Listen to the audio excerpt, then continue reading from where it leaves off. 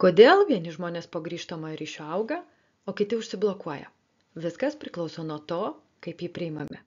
Moksliniai tyrimai rodo, kad gebėjimas priimti grįžtamąjį ryšį tiesiogiai susijęs su profesiniu augimu ir psichologiniu atsparumu. Stanfordo psichologė Carol Dweck pabrėžė, kad augimo mąstysena leidžia net kritiką matyti kaip galimybę.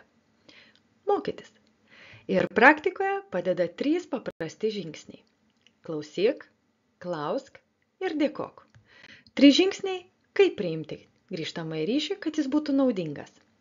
Klausyk, išklausyk be pertraukimo, net jei norisi gintis.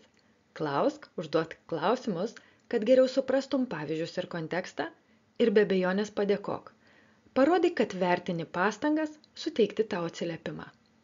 Toks požiūris ne tik mažina gynybiškumą, bet ir stiprina santykius komandoje. Tas pats būtų kaip ir sportininkas su treneriu. Norėdamas tobulėti, turi priimti pastangas, o ne jų vengti. O tu kokią vieną naują reakciją galėtum išbandyti kitą kartą, kai išgirsi atsiliepimą? Ir kviečiu pasidalinti, o kas tau sunkiausia, priimant grįžtamąjį ryšį. Ir ačiū, kad žiūrėjai.